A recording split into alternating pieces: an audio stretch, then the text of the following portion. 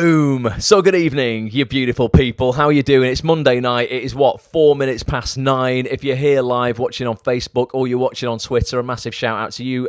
You can't watch on LinkedIn this week because LinkedIn Live is down for the second week on the run. So we're on Twitter tonight, we're on Facebook tonight. If you are watching on Twitter Live and you want to come and get involved in some comments and some conversation, because it's going to be a very active, interactive session this evening, get yourself over to facebook.com/actonthisTV. If you want to just hang out on Twitter and just keep me in the background, totally up to you. I'm very happy with that. Just give us a retweet. That'd mean the world. A little like and a retweet.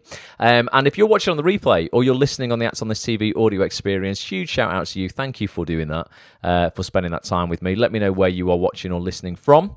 Drop me a tweet at Act on This TV and come and join us live one Monday night, 9 till 10 o'clock. So those who are here on Facebook, huge shout out to you. I was just saying before we went live, I spent probably, I don't know, getting up to 18 hours of the weekend just gone, coaching actors through a program, the only one, I'm going to just blow my own trumpet a little bit, but the only one in the world that is proven to help actors get their first TV role in record time. Basically a blueprint, literally a step-by-step blueprint. It's called First TV Role Fast Track. We did it live across Saturday and Sunday. I had incredible guests from the industry on as well. People like Head of Hollyoaks casting Mr. Peter Hunt, top serial drama director Mickey Jones. We had top showreel producer Chris Stone, top headshot photographer Tony Blake, and 150 actors went through that program. It was a mega couple of days. I have uploaded into your members area, actonthis.tv, those people who took that program. Day one's recordings. Day two, I'm going to get up tomorrow. But obviously, it's about 17, 18 hours of recording, so it takes me a little bit of time to edit. Because I had that on this weekend, I haven't planned a mega session for tonight. I was like, you know what? I'm going to get a lemon and... It's not like me, is it? Normally, this is coffee. I'm going to get a lemon and ginger tea. We're just going to sit back. We're going to chill out. Whoever joins us, we're just going to have a nice chat, and we're going to do another Ask Me Anything kind of session, basically, where if you've got questions on the acting industry, I've got like 25 years experience. I reckon I can answer most of them, to be honest. And I've spent the last 12 years and 40,000 hours of my life speaking to the biggest names of the industry on actonthis.tv about the industry. So I reckon I can kind of answer whatever you need answers to. Or if I can't, together we can figure it out. And before we went live as well, I was talking to people in the lobby area saying, I don't know how many weeks in advance I should tell you what guests we've got coming up on actonthis.tv. I like to leave people on, and then I couldn't remember what it was called. I was going to say tender hooks, and then I was like, no, but is it tenter hooks? And what does it even mean? So people are saying I'm getting conflicting answers here. People are saying tenter, but I'm saying tender. But what would be a tender hook? That would just be weird, wouldn't it? I don't think I've got a hook, and if I did have, I wouldn't want a tender one. So Sandra says tenter hooks to be on edge. Where does it come from, though? Can somebody, whilst we're live now, we're not even talking acting yet, we're just educating people on the English language. Could someone Google the origins of tenter hooks and just tell me where it comes from? Oh, Lisa's just posted this. Tenter hooks, it's a plural noun. A hook used to fasten cloth on a drying frame or tenter. Well, why are we on edge if we're on tenter hooks? If it was a hook used to fasten cloth on a drying frame, did they used to fall off or something? It was a frame used to dry fabric, says Kimberly, back in ye oldie times. But why would I be on tenter hooks? If I was nervous or anxious, why is drying your clothes an anxious thing? Maybe if you were naked and someone was going to walk past and you didn't want them to see you and you were drying your clothes rapid style and you were very nervous, someone to see your jiggly bits. All right, Josh, how you doing, mate? You just joined us at a rather weird time. It's definitely tenter hooks by the looks of things. David, how you doing? Sarah, how you doing? Rob's in the house as well. Tony Rossi from the States. Great to see you here, mate. Hope you're good. And he says, who's your favourite American actor who attends your broadcast? Tony, it's obvious. I'm trying to think if there's anyone else. It's obviously you. Have we got any other American actors? Lauren Kinsella would be joint first from LA. You're sort of like our Chicago contingent. Lauren's LA. Rich, if he's here, is the Miami, Florida contingent of actonthis.tv. So, thanks for the education on tenter hooks, folks. Tonight, ultimately, anything goes again. Let's sit back, relax, get yourself a lemon and ginger tea or whatever you want to drink, and let's just have a nice little chat about the acting industry and anything that you need help with. Brendan, good to see you, mate. Hope you're well. In terms of kicking things off, what I will do, just a little bit of housekeeping whilst people get the questions in. Let's just go over to actsonthis.tv. For those people who don't know what this is, obviously it's a website. Well, it's not obviously, is it at all? It is a website, but it's not obvious that I've run this website for 12 years. Basically, I set this website up when I left, a few years out of drama school, actually, after banging my head against a brick wall for 4 years, going, you know what, I've just paid 15 grand for a degree. I know you guys nowadays, if you're a bit younger than me and you're doing acting degrees, they might be costing you 45, 50 grand. And I still don't think to this day any acting degree in the country teaches you the business of the business. So after working in casting for a couple of years in the North with a fantastic casting director called Beverly Keogh and her husband Michael Jackson, who I will be indebted to forevermore for teaching me about this industry. I learned a lot when I worked with those guys in casting, and then I began to meet more and more people in the industry, and I went, you know what, why don't we all just sit down and chat about this, and we'll do podcasts and video interviews, etc., etc. It started off small. Now literally every single week, 12 years later, I sit down with one of the biggest names in the industry every single week on a Tuesday or a Thursday night, and you get to tune in on Zoom, basically listen in, chew the fat on the industry, get loads of insider information, jump on camera and chat to our special guest yourself. In recent weeks, we did a show Real Surgery with Chris Stone. The week before that, we had Carleen Crawford, one of the biggest casting directors in the country, on, talking about her casting process. She's casting absolutely massive TV projects at the moment. We had the Olivier Award-winning Andy Nyman before that, Melissa Johns, Johnny Weldon, who you'll know from Twitter as the king of comedy on Twitter, Agents from United, Felix DeWolf, Stephen Graham. We've just had like massive names on recently. If you're not a member, come check it out. This week we have got on Thursday night an incredible guest, something that I have never covered in 12 years. I'm a bit embarrassed, really, to be honest. I should have covered this, but I've never worked in this area of the industry myself. I just work primarily in television, straight TV, drama and comedy, no special effects, no CGI. I voice computer games a little bit, but I've never done motion capture or performance capture for film, TV, or video games, or animation.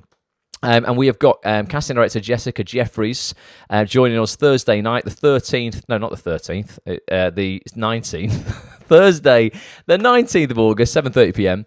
We'll be joined by Jessica, and she'll be covering everything to do with getting into motion capture, performance capture, and just the growing industry around that genre. The budgets for video games, I've been reading about it this week, are mind-blowing.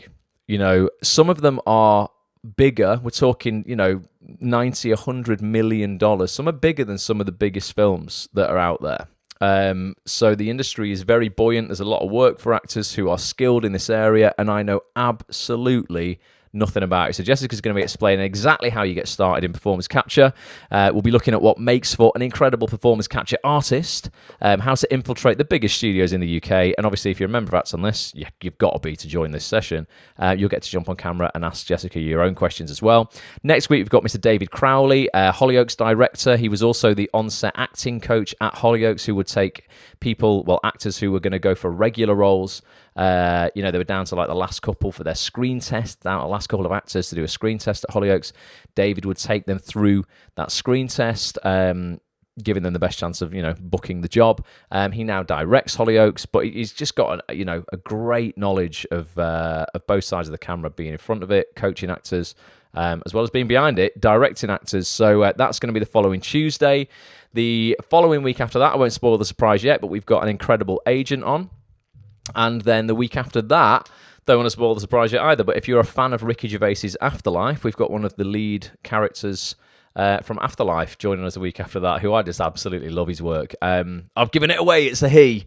But we had Joe Wilkinson, who plays Pat, Postman Pat, in Ricky Gervais's Afterlife. We had him on recently talking about comedy, and we've now got this other actor who I absolutely love from the show. So if you're a fan of Afterlife, you're definitely going to want to come and hang out with us the week after that. So we just got some incredible guests coming up. Sam's saying Michael Jackson. Yeah, that's Michael Jackson is a commercial casting director married to Beverly Keogh. a drama casting director, not the Michael Jackson, Sam. I didn't work with the Michael Jackson in casting for a little while. I would have loved to see Michael Jackson. You know when he was doing the This Is It tour? And it was like, the final one, this is it, this is it. I was getting tickets for that. Michael Jackson, I know it all went a bit weird towards the end. We'll just sort of not talk about that. But he was a guy when I saw Moonwalker, the film, in the cinema when I was a kid. That was one of the first films my mum ever took me and my brother to see. I must have been about 4. And I watched Moonwalker and saw him dancing and saw the film and him acting. And I was like, oh my God. That was it. That was literally, the decision was made on the spot that that's what I was going to do. I was going to act. And I know it sounds mental because at 4, you don't really know what you do. You know when you get these kids that, oh God, I hate it. You know when pushy mums push the pretentious kids into like singing and stuff like that, and they go, oh yeah, I've been singing since I was 2. No, you haven't. I just knew instantly like I was going to be a singer. No, you were 2, you didn't at all. Genuinely, I really mean it. At 4, I didn't know exactly like I was going to be an actor. I just knew I would be in entertainment. So Michael Jackson, was a big influence in my life. Let me know who you were influenced by the most as a kid in the chat if you're here on Facebook Live now, and if you're listening on the replay, tweet me at @AtsOnThisTV. Tell me who was the main influence. Maybe it was a point in your life when you decided you were going to be an actor, and it was because you saw somebody else's performance, or you saw a film, or you saw a TV show, and you went, "Holy shit, I have got to do that." For me, it was King of Pop, Mr. MJ. And Paul, I'm so jealous. He said I saw him on the Dangerous tour. I had the Dangerous tour on VHS, Paul, that I recorded off ITV from live in Bucharest in about, I don't know when it would have been, 1990. I don't know, what would have been like 5 or something like that. And I played it on repeat to the point where even when my mum and dad, because I used to dance a lot like Michael Jackson, I can still throw a moonwalk in with the best of them. Particularly after 6 vodka Red Bulls. And even to the point where my mum and dad, if they ever left the room to go and make a cup of tea or whatever in the break between Emmerdale or Coronation Street, even if it was just for a minute and a half, I'd push the VHS in and I'd get a little bit of want to be starting something in and do a little bit of a dance routine and stuff like that. I know it's mental. It's not very macho either, really, so I won't divulge any more secrets of my childhood. But yeah, it was incredible. Sam saying Julie Walters and Marlee Matlin was a huge influence for her. Marlee Matlin was amazing. She's the Marlee's the deaf actress, isn't she? Children of a Lesser God. Did she win an Oscar for that? I'm sure that was Marlee Matlin, or I'm getting really confused, Sam. But I think that's what it was. Cary Grant for David. I became an actor. Josh became an actor because of bullying. Why, Josh? What was that about? I'm always interested. What do you mean by that? Let us know. Brendan knew he was going to be a nurse. What, when you were 1? How do you know that, Brendan? Definitely. Michelle Pfeiffer. Someone just said there. Elizabeth Taylor. We've got there. Robin Williams, Jim Carrey, yeah, man, what amazing people they, Robin wasn't, and Jim Carrey is, fantastic performers. And the youngest Oscar winner for Marlee Matlin. Amazing. Right, so, if you want to get involved in those upcoming chats, by the way, atsonthis.tv/live, go and check out the schedule, get your membership, completely the best value you will get in the industry, full stop. It'll cost you £6 a week. Stop paying 45 quid for some bullshit workshop with 25 actors in it where you get 2 minutes to do a performance and then you basically go home. Stop doing that. I'll teach you the business side of the business so you can fish for yourself without having to pay £45 for nothing. Basically, I'm just saying how it is these days. As I'm getting older, I'm just being less and less filtered. Don't know about you. I just censor myself far less. I'm just like, you know what? I'm just going to tell it how I see it. And you don't have to agree with me, but I'm just, I don't beat around the bush these days. So, what do you want to talk about? Basically, it's entirely up to you. Tonight could go either way. It could be amazing, or it could just be ridiculously bad because you're not giving me the topics of discussion that we need. So let me know what you want to discuss. If you've got any questions about your acting career, I don't know, headshots, showreels, agents, marketing, voiceover, tech stuff, I don't know, self-tape equipment, voiceover equipment, software, side hustles as an actor, building businesses on the side to support your acting career. I've done that a lot over the years. in various niches and stuff. So let us know what you want to chat about. James is here. He says, all I'm going to say is there's a picture of me and my granddad's wellies with a what? A turkey baster as my mic when I was 5 years old because of The Big Breakfast. The Big Breakfast was such a good show, wasn't it? I wish there was like morning TV like that these days. There just isn't, definitely. Kelly wants to ask a question. If you can only add your credits to IMDb until after the film has aired. So in terms of IMDb is an interesting one, Kelly, because on each production, generally, it depends really how pro the production is. Anybody with an IMDb Pro account can set up a production on IMDb Pro and can add people to that show and give you a credit on their show, etc., etc. If you are doing a TV show or you're doing a film that's like, from a big production company, that will all be done automatically for you. That will just happen. Generally, it won't happen till about a week after it airs. So anytime, I know I'm going to be on TV in a drama or whatever, it'll air, and then I'll know that IMDb credit will automatically be added to my IMDb profile for me within about 7 to 10 days, sometimes like very, very quickly. It'll be added there. They tend to add the lead cast very early on as well. The day players in those shows, will get added, like if you're on Corrie or whatever, it'll be added 5 to 7 days later or something like that.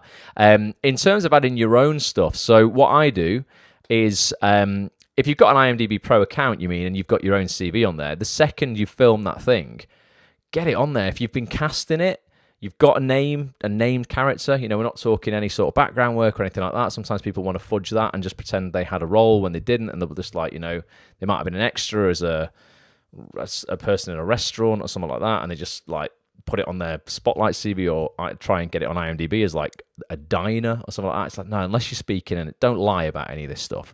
But if you've been cast, I had it on. I just filmed Independence Day for BBC Two, a new Jack Thorne drama with Ruth Madeley, and that won't air. I don't think it'll be even out this year. Maybe it will, but at the very end of this year. And I play a guy called John Fallow in that. I've got that on my Spotlight now because and this is just. I'll just be honest with you. What I do is I add it now, and I put the date as 2021 because that was when I filmed it. Now the great thing is if that doesn't air until 2022. Then I've got a credit as soon as January the 1st rolls over. I'm changing that to 2022. For now, on my Spotlight is 2021. It makes it seem like, it's not lying, is it? But to casting directors, it's like, right, Ross is working now this year. He's got credits in a 2021 world. And then instantly, in January, if it's not aired this year, I'll change that to 2022. So it makes my CV really relevant straight away. It's like Ross is already booking work and it's 2022. It's not a lie. I filmed it in 21, so it's right to put the date as 21 now. Can't put it as 2022. We're not in 2022. And then if it airs in 2022, I'm putting it as 2022. So yeah, I would always add your credits, if they're legitimate credits, as soon as you filmed them. If you've got a named character, the chances are that's not going to get cut. You might have a bit of your scene cut or something like that. But even if it gets cut, I'd still leave it on because you did shoot it, you did go through the audition process, and you did get awarded the role, and then you signed a contract, and you got paid for that role. So add it on, 100%. Add it on. But in terms of adding it to your IMDb, unless you're in control of the project, you won't be able to add it. You'll be able to put it on your IMDb CV, like in the back end if you've got IMDb Pro. But to have it attached to the project, only the people in charge of the project who have the login for that will be able to add any actors to that project. So that makes sense. But yeah, you've got to utilise and leverage the work you've done now. Otherwise, no one will know you've done it. Sandra, you're in Germany. You've made it back to Germany. Met Sandra for a brew in Manchester. I bet you're missing 53.2 in Manchester, Sandra. It was Sandra's surrogate home for her entire month she was over here. I think you must have been there every single day, Sandra. I bet Albie the dog is missing you. But I'm sure they'll save a sofa for you for the next time you're over, definitely. So David's saying, should you not put extras on your CV? Commercials you can put on CV if you want, David, because there's a section in Spotlight for commercials. The whole thing in terms of your acting CV you can put, if you want, if you're just starting off and you want to show you've had experience on set, you could put extra work on there.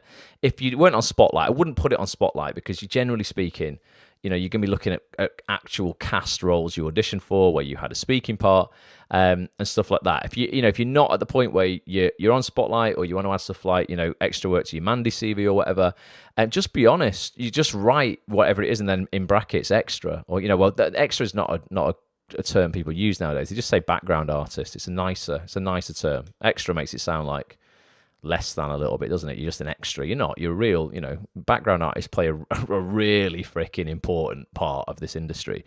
But yeah, the point is not sort of like trying to spoof a casting director by trying to make out that you had a speaking part when it was just a background role.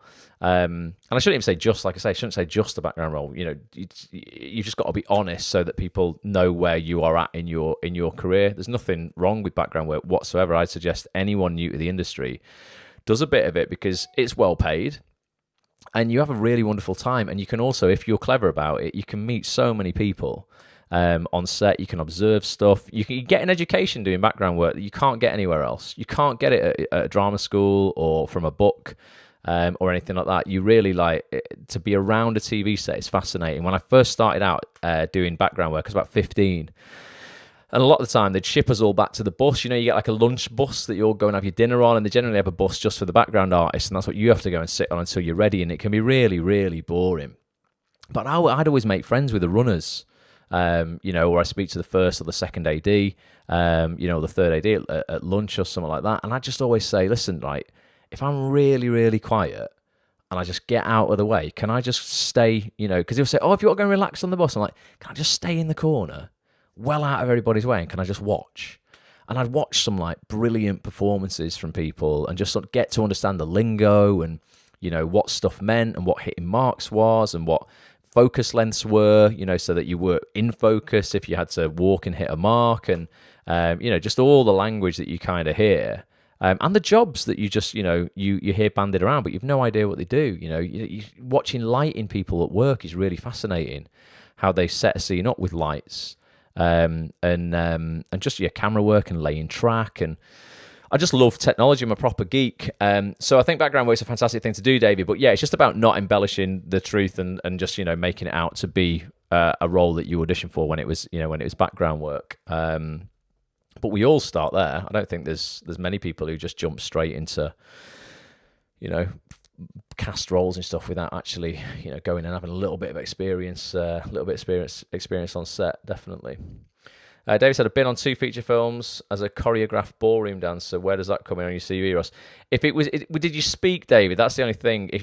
Ultimately, I would say unless these are speaking roles, they would be background. So you can put it if right now you've just had background work, that's it.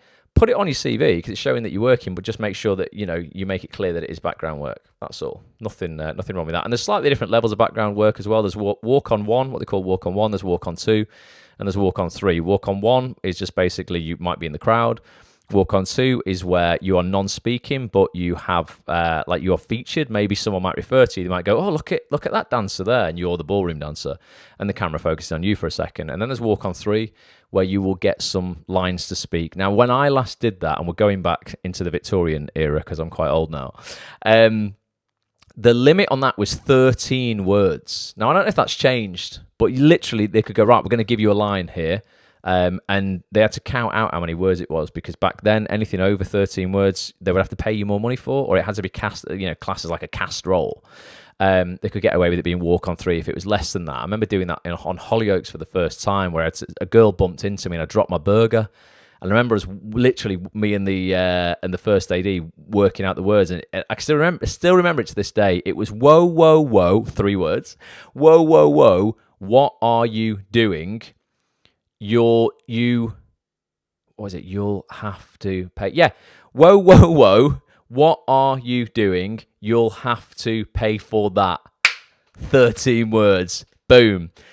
So I don't know if that's the same these days. Honestly, it's been such a long time since I've done that. Maybe someone here can let me know if that is a thing now. Maybe it's not even a thing, but that was what it was. We're talking many, many years ago, probably 20 20 years ago, maybe a little bit longer, 21, 22 years ago.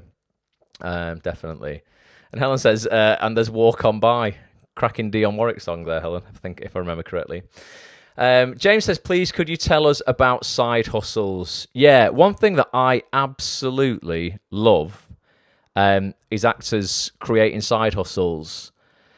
Ultimately, businesses, particularly online, because the online world and the internet has really sort of equalized just the entire playing field for business. You can earn significant money to support your acting career from your phone nowadays. You don't even necessarily need a full-on, computer or an iMac or a laptop or whatever. Over the years, I've created quite a few different ones, James. I started out doing sites back in the day for the stock market. I've always been a geek. I've always been fascinated with by money, to be honest with you. I was brought up in a family business. My mum and dad owned a corner shop. It actually really ended up struggling in the end because the council built a road that bypassed the shop. We went from having a really lucrative business as a corner shop. So we sold newspapers and milk and bread and that sort of stuff. And then the council built a spur road that just went around and bypassed the shop. So all of the traffic literally overnight just dried up. And my mum and dad were days away from bankruptcy when we had to sell up and leave it all behind.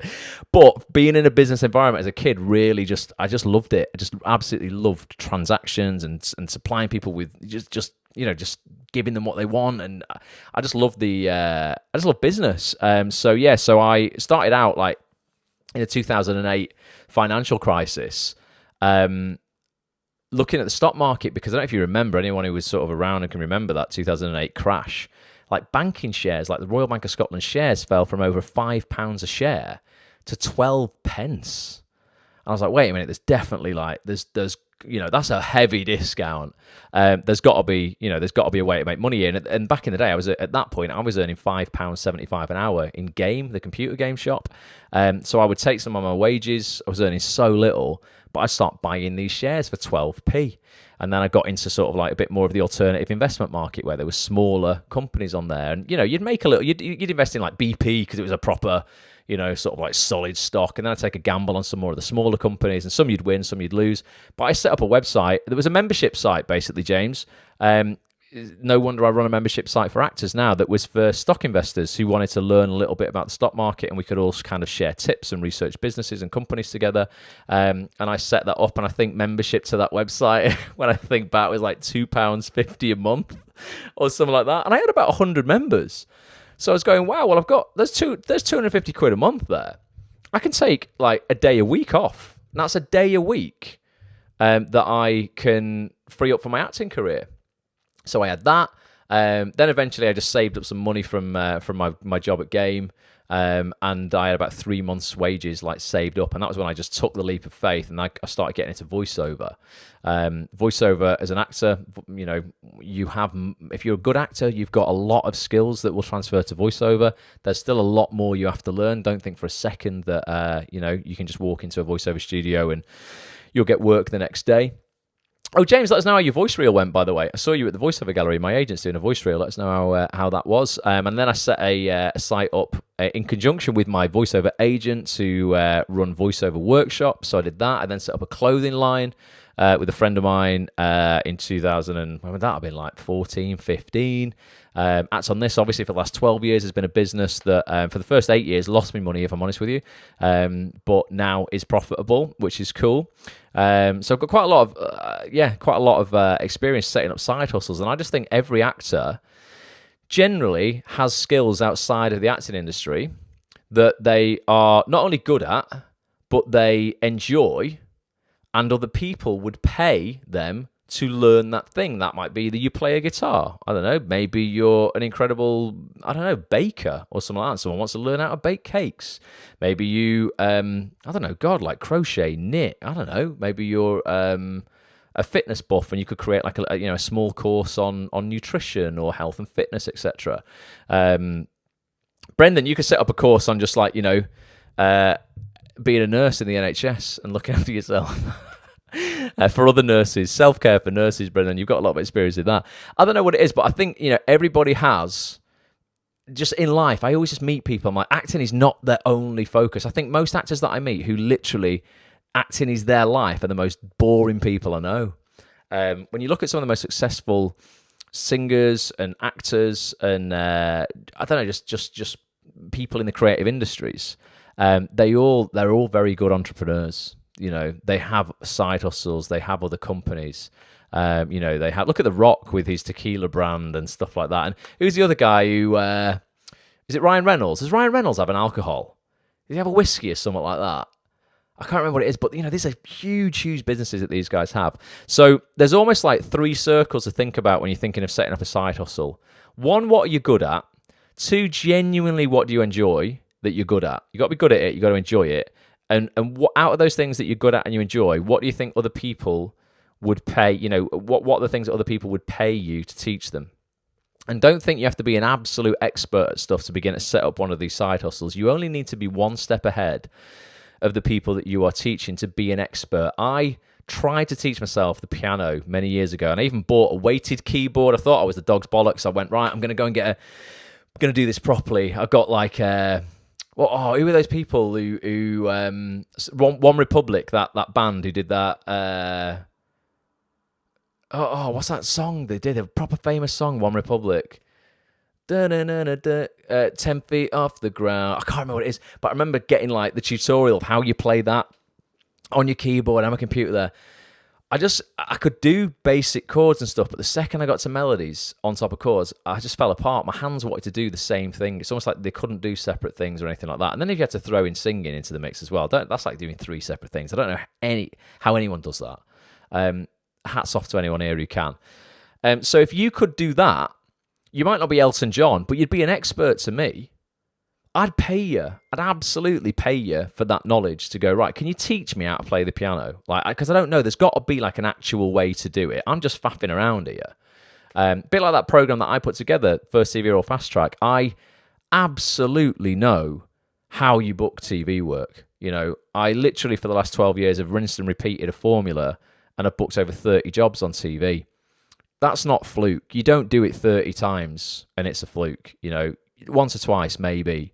But I'm like, I can put an actual roadmap together, literally taking you through the exact process where if you do this and you promote yourself in this way with these things that are congruent to this and everything that we go through, like 18 hours of training, then it will work. And it did. I took a test group of 100 actors through it last year, and so many of them have booked TV work now who had never had a TV audition in their life. So there must be a way to approach the piano in a similar way. I don't know it because I'm just clueless. So if you could play the piano, you'd be an expert to me. Ryan Reynolds owns Wrexham FC. There you go. I'm telling you, the best people in the world are entrepreneurs, guys. They look at this business as a freaking business. Has anyone else noticed in our industry, and maybe just in... apologise, that was that song someone just put up. Sorry, I'm all over the place tonight. Has anyone else noticed in our industry there tends to be a real romantic, maybe in the creative arts in general actually, a romanticism around the starving artist? It's almost like people, I don't know, sort of like legitimize or argue for the fact that if you're a creative, you should have to suffer for your art. Absolute bullshit. Absolute nonsense. You should work hard. Of course, you know, it's not easy. It's absolutely not easy. You know, I give you the first TV track, the first TV role fast track blueprint. You've got to work your ass off to implement that. It's not like, I just, that's it. I press a button or I take a pill and it's done. But you shouldn't suffer. It shouldn't be painful. You know, you shouldn't be sat there with nothing to eat or anything. Like, if you understand the business and you're a businessman, a business person, I should say, you don't have to starve. You don't have to be a starving artist, like, at all. But it's almost like I think people kind of justify it as in, like, they wear it as a badge of honor.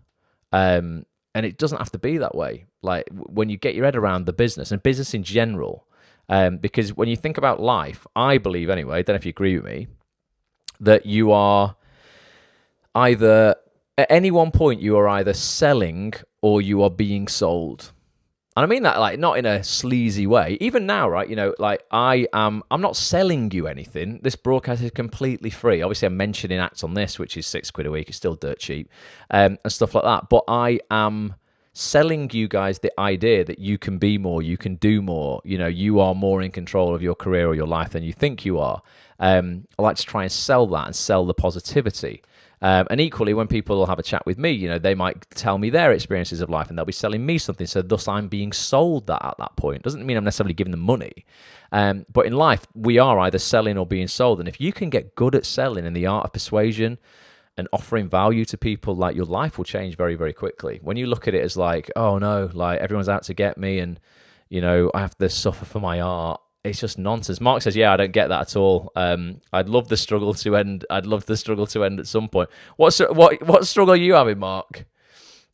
Your struggle will be over soon, Mark. Honestly, you're doing a lot of good work, dude. Definitely. But I'm guessing, Mark, you put quite a lot of content out. Like, hopefully that's not painful to you. It looks like it's good, fun stuff that you're doing. It should, the process itself should be enjoyable to a certain degree. Sometimes I know it's like you'll get up in mornings, you're like, oh God, right, I've got to do that.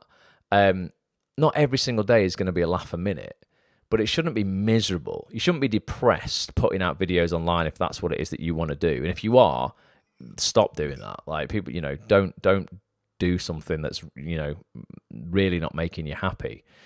Find something that is, definitely, but it shouldn't, following a creative path. I don't think, I just don't agree with the fact that it should be painful. Otherwise, like, why are we doing it?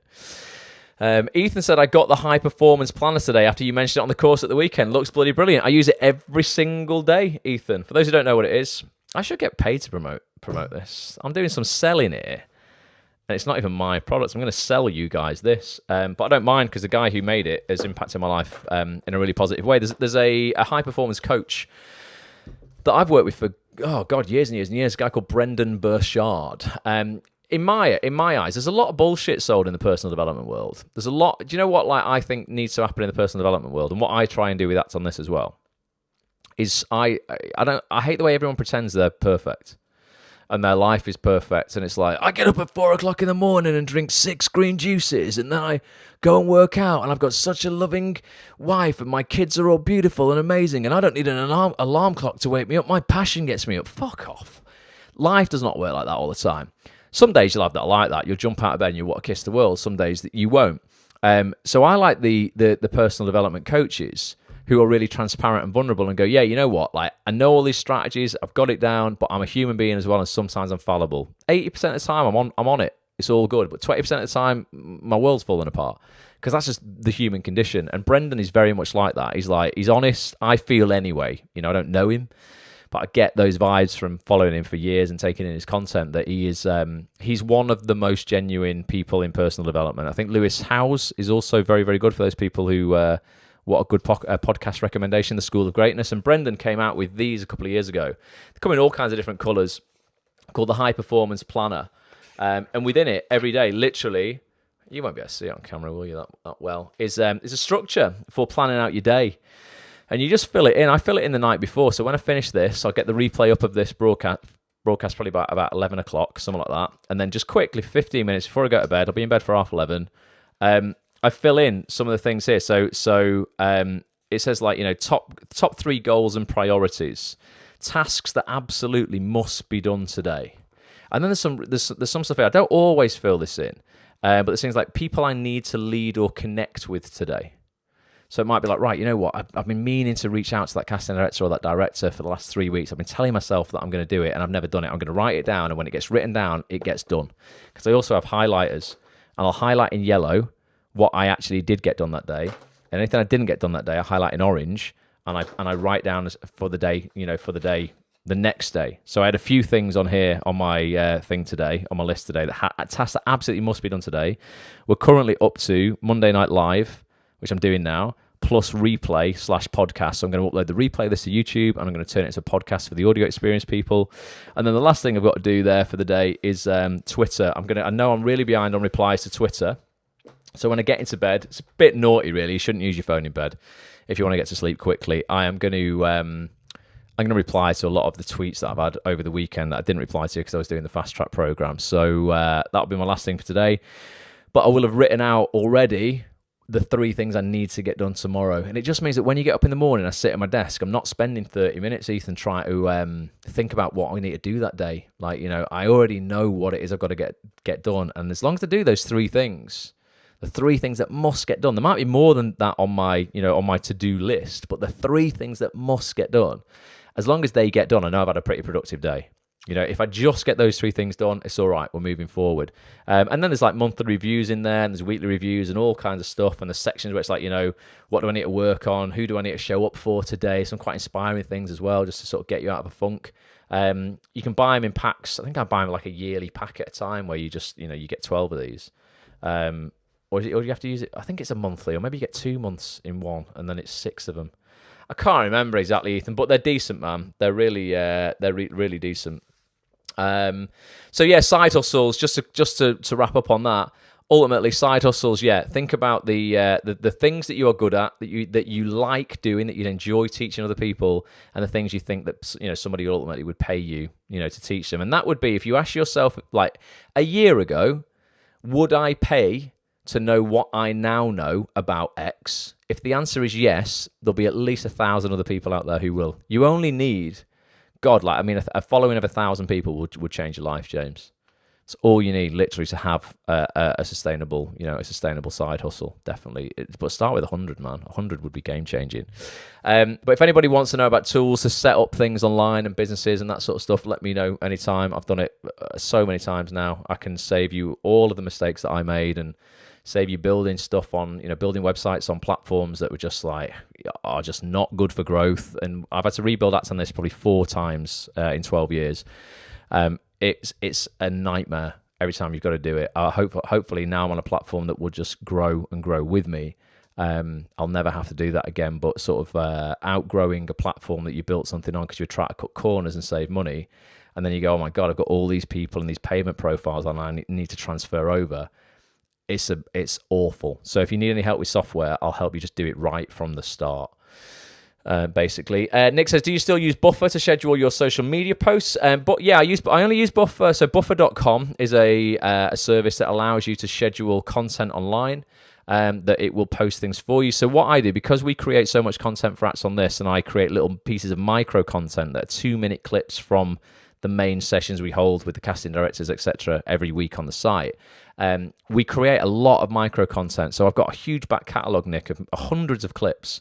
So what I do is I put about 60 of them at a time up on Buffer, and I just schedule 1 a day to go out on Twitter and on Facebook. So it'll go out on the Facebook page for Acts on This, and it'll go out on the Facebook group as well for Acts on This, and then one will go out on Twitter as well.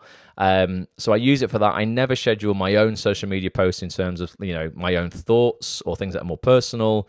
Obviously replies you can't schedule and things like that. But if you want to bulk process a lot of stuff, maybe you've got promotion for a short film or a crowdfunder, and you want your crowdfunding notice to go out once a day.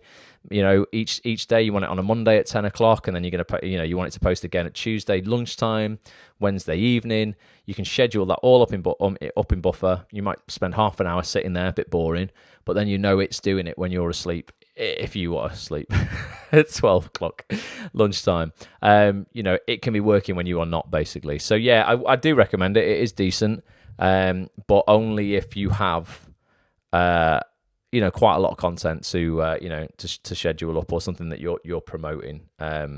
You can obviously do your own personal stuff quite easily on the fly. See what else we've got. Oh yeah, and those planners are called the High Performance Planner. Brendan Burchard High Performance Planner. I think I get mine off Amazon.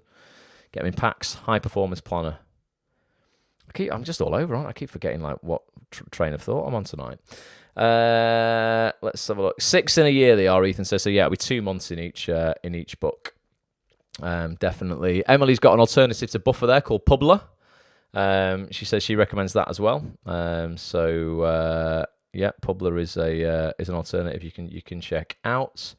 Let's have a look. Tori's talking about followers on Twitter. Yeah, don't worry. Yeah, absolutely. No one should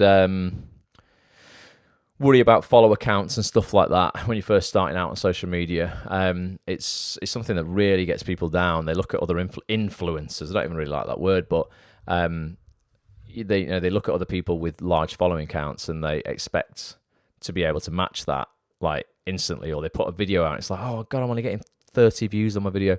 Totally normal. Consistency is the key when you're growing any kind of social media. I still don't have a huge following. I think Acts on This has got about getting on for 20,000 followers. There's about 10,000 in our Facebook group, but that's 12 years. It's just, and that's continuous content every single day. And I'm still not, nowhere near where, other people are who have been doing it for far less time. So never sort of compare your following counts and things like that. Those vanity metrics just don't matter. If you're putting content out that you're happy with, keep putting it out, and your audience will grow. Generally slowly, and then there'll come a point where it happens very quickly when you hit a tipping point. Ross, which reality show would you go on if you had to choose one?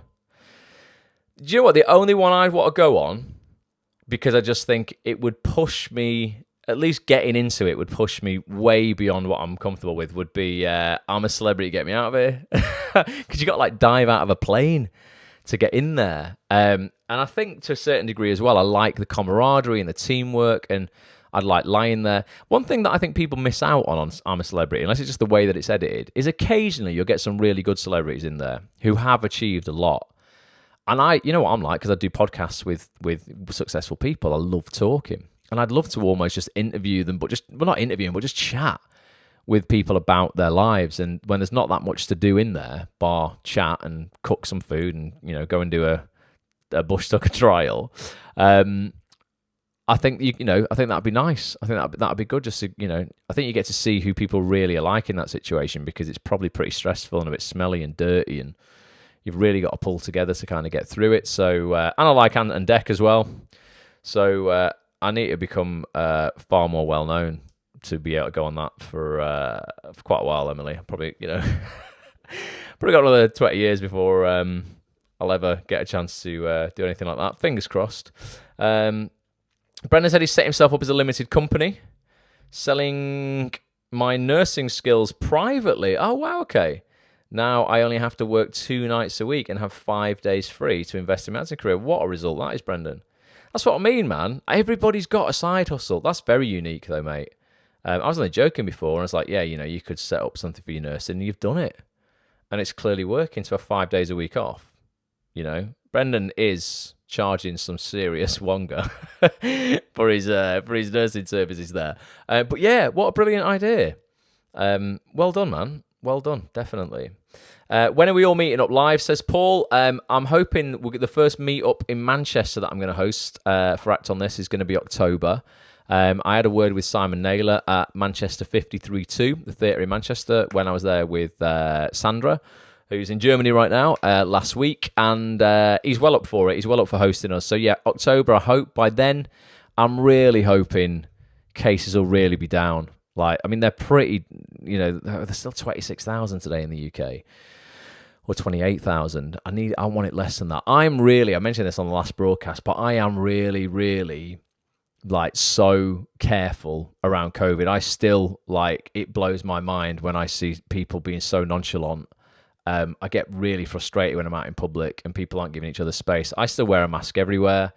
I still don't understand what the problem is with people wearing masks. I don't know why people don't want to do it. It's like there's no encroachment on your human rights. Just, how about you don't know if the person next to you has got leukemia, and, you might be carrying it completely symptom-free, and then you just, threaten their life. Just be considerate. Why can't we all just look after each other? It's not Boris Johnson telling me to put a mask on. I don't give a shit what he says. I'm putting a mask on because I think it's the right thing to do. A friend of mine just texted me. I've got to ring her after this broadcast. Literally just texted me tonight. She's an actress, and said I've got COVID. And she's been so careful, but she showed me a text that someone had sent her saying the person who did her hair on set last Thursday, had no symptoms, had apparently been testing every single day, but now has tested positive, and she was one of the contacts for him, one of the contact tracing people, and she's tested and has got COVID as well. So it can happen like that. You don't know you've got it. You can even be doing lateral flow tests that are giving you false positives or false negatives. I just want to look after people. So for me to bring everyone together from the Acts on This community, I would like really not forgive myself if I went, yeah, we're gonna have a meeting, got everybody down, and someone got ill, and it really affected them. So I'm gonna wait till October. I still think I'd insist on people wearing masks if you come, just because I just want to look after people. And I know people are like, don't tell me what to do. It's an encroachment on my human rights. It's a piece of cloth. Just put like a piece. I'll even buy you the mask. Just put it on for everybody else. Let's just get each other through this. No one's telling you what to do. You know, you wear your seatbelt in the car and you just do it. They tell you to take your belt off and your shoes off and you walk through a scanner at the airport to get on your aeroplane and you just do it. You don't go, that's an encroachment on my human rights. I'm just asking you to put a mask on to just look after some people who might not have been able to be vaccinated for whatever reason or might be sick, and you might have something you don't know you've got. And like, I just think it's the right thing to do as a human being. I don't want to hurt anybody like that. So we'll do a meetup in October, but don't hate me if I go, listen guys, if you can you wear a mask just to look after everybody? And then in London, we're going to do, the venue in London is BFI on South Bank, Benugo Bar. I need a couple of people from the London contingent because I think Wendy's having a little break, who used to run the London meetups. So I'd need someone in the community to volunteer. If you're in London and you're part of the Acts on This community, let me know and see if you want to spearhead the London meetup. Again, would probably be October. Basically, Josh says he still wears a mask in shops. Go, Josh. Yeah, I'm not telling you. I'm not telling people to wear a mask when they're walking down the street or you're going for a jog. That's completely different. I just mean like if we met up 30 of us in a bar, in close contact with each other in Manchester, I'd want the group to be safe, man. I don't want anyone coming away from it going, yep, that was a super spreader event. Josh had it. He didn't know. He's hugging everybody. And now look what's happened, particularly in our industry as well. Not even just about health thing. But if you are not a lead role in a drama or the director, and you've got a job coming up and you test positive for COVID, you are losing that job. That's massively impacting you financially. If you've got one line on a drama and you're getting 600 quid for it, 700 quid, you get COVID, you are not stepping foot on that set. That's it, game over. You'll be recast instantly. If you're the lead role, they'll step it down. If you're the director, they'll step it down. But not if you're a day player. So, like, we need to look after each other in that perspective as well. If someone gets a job, you don't want to help someone lose that by passing them something. Just put a mask on. Definitely. Kerry's saying about flare-ups in autumn could happen, Kerry. I'm optimistic if we just look after each other. That's all. It's pretty simple, isn't it? But it baffles me when people kick back so much about social distancing or masks or wanting to look after them. It's like, like my mum, I'd want, if she goes out with a friend to Sainsbury's, I just want the person next to her to just think about her safety as well as their own a little bit. So I'm happy to do that for other people's mums. Like, let's just get each other through this. Like, we cannot do it with just one, like one half of society wanting to sort of protect everybody. We all need to do it, really. Ethan walked past BFI yesterday and the coffee shop's still closed there. No, well, that's hopefully October, Ethan. It'll be open by then. Fingers crossed. Yeah, that'll be good. But yeah, Ethan, if you're local, mate, and you know that area, if you'd be up for, sort of just making sure at the first one back, you're maybe the person who just is the meeting point or whatever, that'd be really really cool. Melanie and Wendy used to do it, and Wendy would even bake cakes and bring cakes to the absolute ledge. But I know I think she's moving house. I think so. She's having a couple of months out of the acting industry, I think, to just get a life in order. So she might not be able to do that one, definitely. Indra says he looks even younger with a mask on. Indra, you know what I mean? Look at that. That's what a positive that is as well. That mask takes years off you. Definitely. You had your hair cut. Now I've just got a mask on. All right, it's doing wonders for you. I still get devastated in Sainsbury's on a Saturday night when I go and do my shopping and I don't get ID'd for alcohol. I'm like, Ross, you need to just get used to it, mate. You're 39 this year. Sort yourself out. But even with a mask on, I clearly don't look young, Indra, at all. Right, this is an interesting Q&A tonight, really, wasn't it? Covered a lot of topics there. We've got a couple of minutes left. If you've got a burning question, get it in the chat there. And Ethan said he'd be happy to with Brendan. Yeah, Brendan and Ethan, that'd be awesome, man. If you two could look after the London folk in October, I'll keep you posted on when we're going to do that. Normally, it would be the first Saturday of the month. So if things are looking safer, obviously even more people hopefully will be jabbed up by then. Then yeah, let's aim for maybe the first Saturday in October.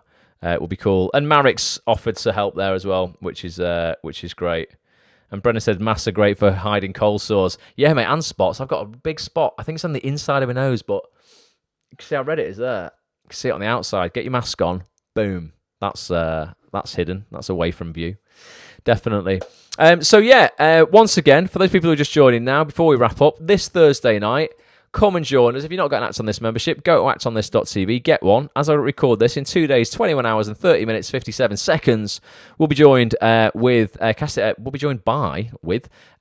director Jessica Jeffries, who is a specialist casting director for performance capture and motion capture. So if you want to work in motion capture, performance capture, CGI stuff, video games, animation, this stuff's still required in big budget films as well. Come and learn how to get into it. It's a part of the industry I have never covered. I am literally clueless about this. And I only realized that a couple of weeks ago. I was like, you know what? God, I actually know nothing about this part of the industry. I would love to have a crack at it. So I'm going to be a student on this as well. This Thursday night, 7:30 p.m. I'm going to do a little test with Jessica tomorrow on Zoom, and then I'll put a little trailer out for you guys, so you'll get a chance to see Jessica speak on that trailer and get an insight into what we're going to be covering. But ultimately, we're going to be looking at getting you into performance capture, into motion capture, what goes into it, how it works with the big studios in the country, what kind of work is out there, how to be a great performance capture, motion capture artist. And hopefully, yeah, it just unlocks an extra area of the map, of the acting industry map. I think for me, TV, films where I want to be. Voiceover is a massive part, though. Theatre, I'm not interested in. It's not my bag at all. Not really too fussed about theatre, which I think is all right. Those theatre people might not be fussed about TV, or maybe you're just a musical theatre person or something like that. You just want to do musicals. But yeah, I don't want to do theatre really. Film and TV, voiceover, but motion capture, yeah, I'd be well up for putting one of those suits on and having a good laugh. So we're going to learn all about that this Thursday night. And Josh says, mocap is my dream. Well, Josh, in the words of Gabrielle, dreams do come true. So yeah, come join us. Come join us Thursday night. Lastly, there might have been one question there. Tips on being unrepresented but still getting noticed.